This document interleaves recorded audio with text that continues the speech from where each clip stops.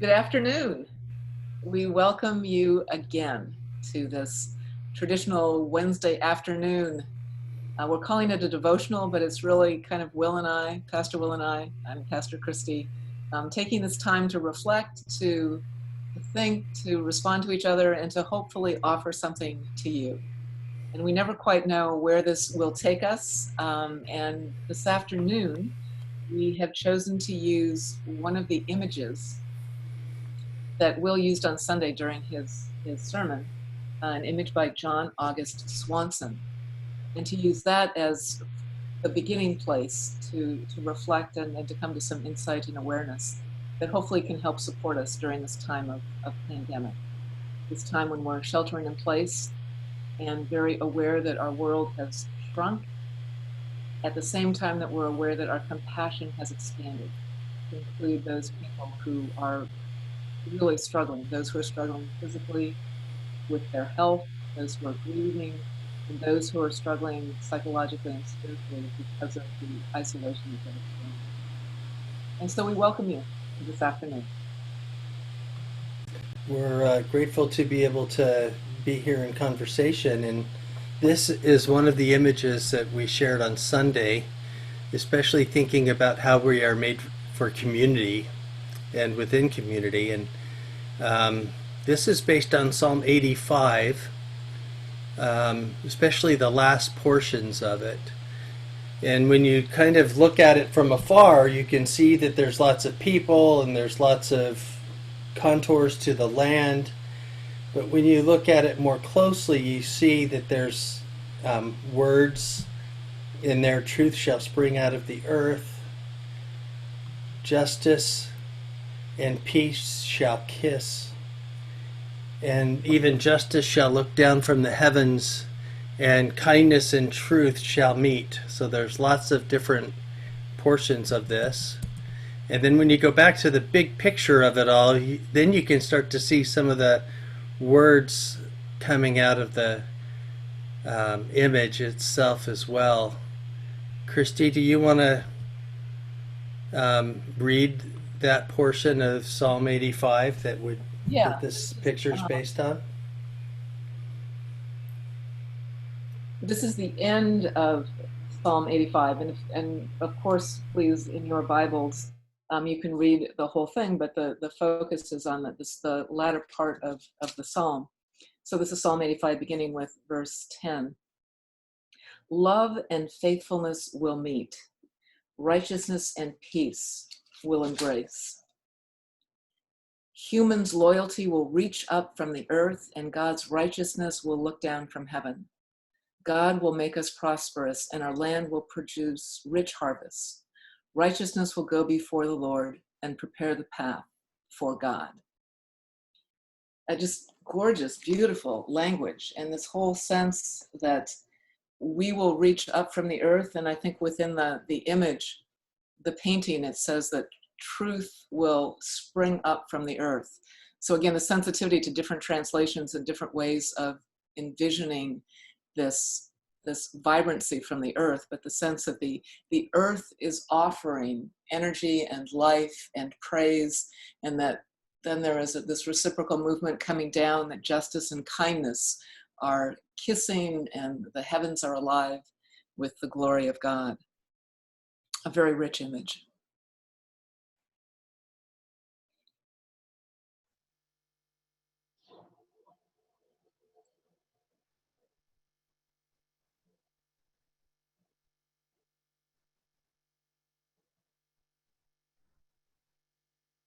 Well, I think you're muted.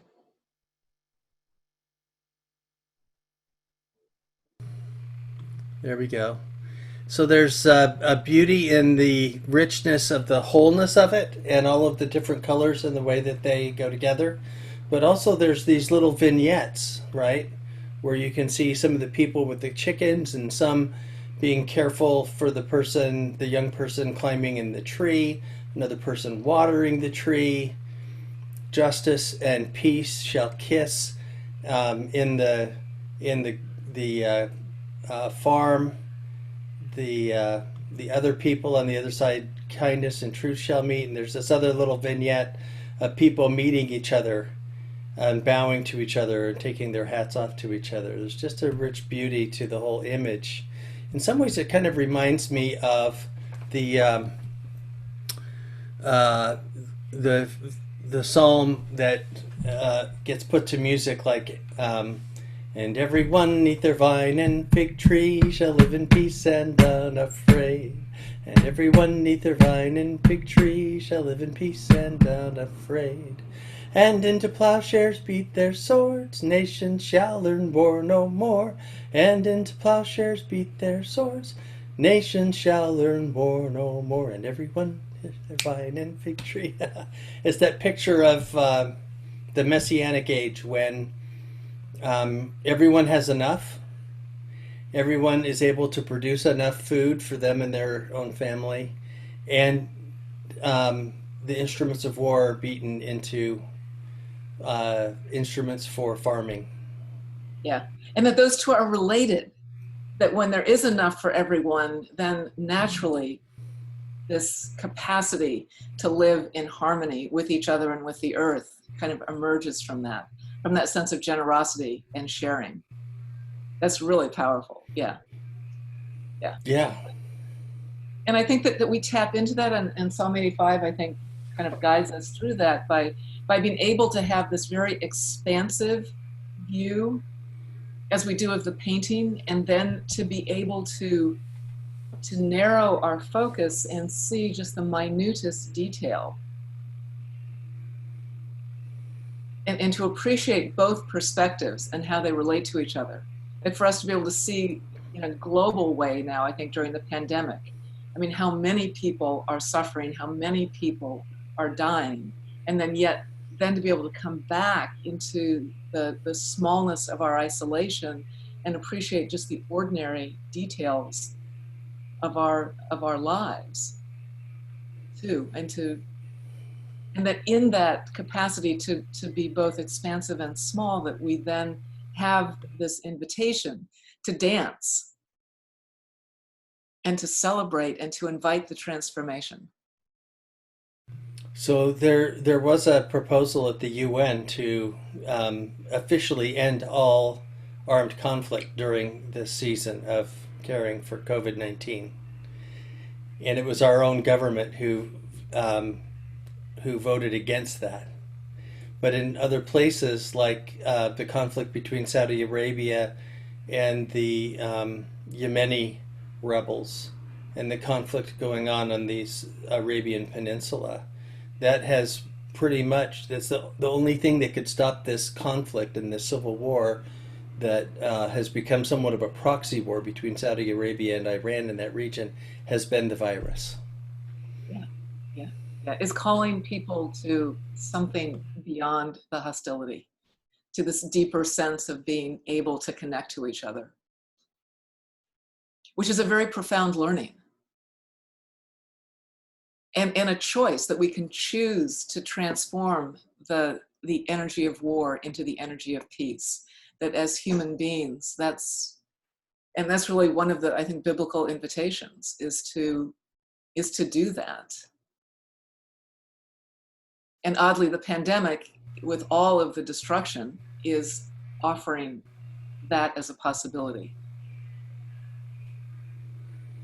And exposing a lot of the inequities in our system as well, right? And the health disparities, and exposing who has to work to survive, and some of the health disparities among folks, especially those that have been affected by pollution and have lung disease or heart disease, being more affected by this virus than other folks as well.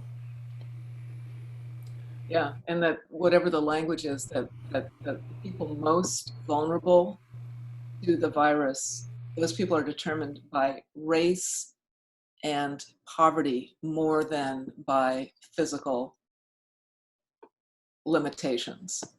And that's a tragedy that we need to see. I mean, that's an injustice that we need to acknowledge and respond to as we come out of this. Correct. And I think the other thing that these images show. Now, I'm not able to see the image on my screen. There we go. There we go. There we go. So one of the things I think the image shows is that we're not only made for community, we're made to be in relationship to nature, Yes. right? We're made to be in relationship with the dogs and the chickens, the trees and the farmland, the sun and the sky, the moon and the earth, all of that at the same time. The butterflies and the birds on the tree. Yeah. And Yeah, little birds up in the tree.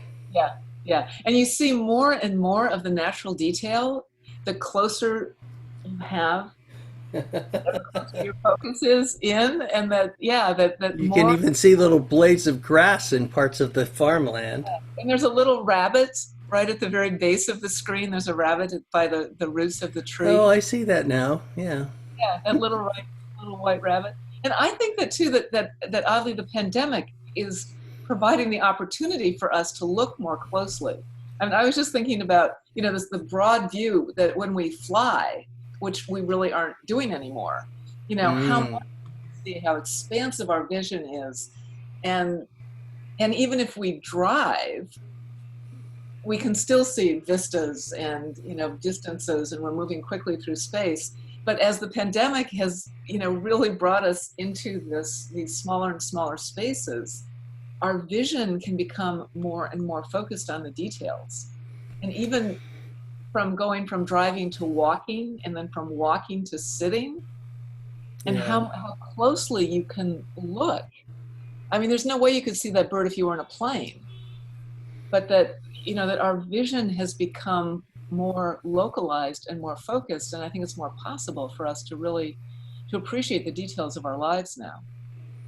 Hmm. Um, Even the dogs are meeting each other with the people that are meeting each other on the right side. yeah, yeah, yeah, yeah. It's so alive, and the colors too. The colors are just so vibrant, and the sense I think that our lives can be vibrant with this kind of color and this kind of energy So, when what are we're. the smaller things that you're seeing in your own life that this season of caring for COVID-19 has exposed for you? Well, look at these. Can you see these? Yeah, let me stop the share here so we can look more closely. Beets. These are beets. Yeah, someone in Port Costa has started ordering fruits and vegetables in bulk, so we don't have to go out of town as often to buy groceries. Okay. And yesterday, one of the things that was available were beets. And just look at, I mean, if you look at the details of these, the gorgeous, the purple, the greens. You can eat beet greens as well as the beets, Yeah, like exactly. Swiss chard, right? Yeah, but just look, I mean, it's like looking at the painting. Look at how amazing this shape is, right? It has little hairs coming out of it. I mean, was in the ground. Mm-hmm. The extraordinary gift of a beet. And when you open it, that gorgeous burgundy color that you can actually use to dye things. Yeah. Um, uh, so this is one of the ordinary things. I think it just changes our vision, our capacity to look at things with new eyes. So I found some of my yarn sitting around. So I decided to finish one of my rainbow lays for my altar. So I have it on my altar now. But then Well, I let's thought, what if tell I start doing other kinds of things? And I made this cowl. and let us see the detail. I mean, in some ways, the colors are very similar to the colors in the painting, They're a right? different kind. Yeah, they're very similar. Yeah, they're kind Yeah, of a mixture of pastels. And when you're working on it and you see the ugly side of it, and you're not seeing the pattern as much until you turn it back inside out, then you start to see the ribbing that is on the outside. The yeah. other But you're thing I just finished between last night's presbytery meeting and this morning's meeting was this hat. I made a beanie for Jane Fish, but I thought I'd make another one of these with thing, and this fits me pretty well. So put it on. Yeah.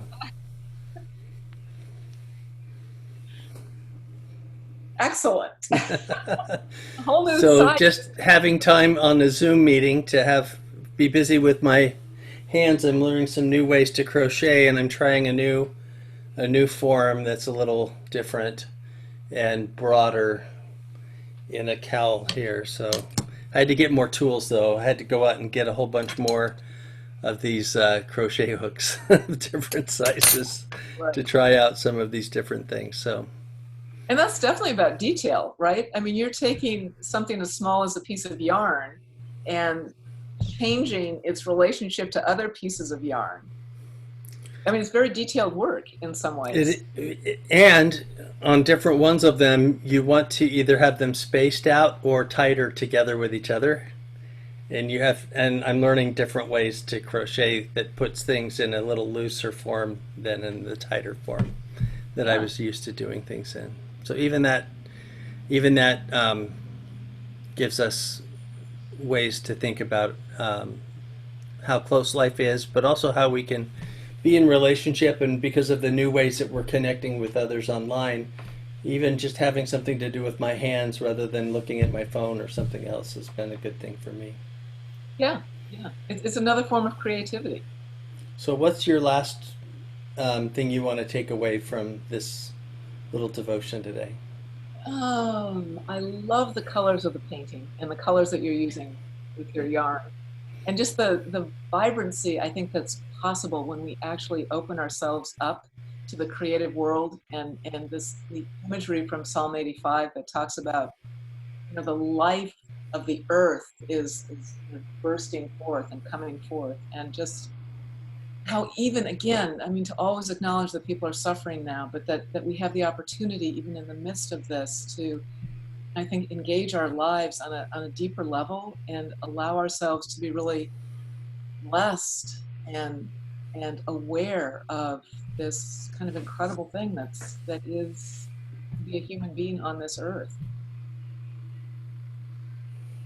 Well, and it's always good to be reminded that we're created for community, but that's most of us are hardwired for that. And the more we need relationship and language and communication and time together, the more we can recognize when our life feels a little out of balance for that. But the more we can figure out how to go deeper inward as well as fulfilling some of those needs for the outward is that balance that I think we're often searching for. And, it's a blessing for folks that don't have to commute 2 hours each way to work anymore, as we discussed earlier today in our social hour. But hopefully, as we think about what has become a new normal for us during this season, we can figure out what we want to choose to keep as a part of our life rather than continue to have to live with those things that continue to break community and break relationships and isolate us in ways that are unhealthy. Right. And I think also keep alive these images that invite that. I mean, dancing under the vine and the fig tree, and these images of transforming weapons of war into tools for peace, and allowing these really ancient biblical images to be part of that, of the support for a new vision, a new way of being in our lives. Yeah, sometimes the images can be as powerful or more powerful than the words. Yeah. And then in the painting, the words are woven into the image, and it's the both and that is That kind must of, be something I like about his art. yeah, yeah, something very, very alive about that. So look up John August Swanson online. Take a look. He has a lot of other art out there as well, and we're grateful we could make him a part of our worship experience this Sunday. Thanks, Christy. We'll see you soon. Looking forward to this Sunday service as well. Blessed Take be. care. Okay. Bye bye.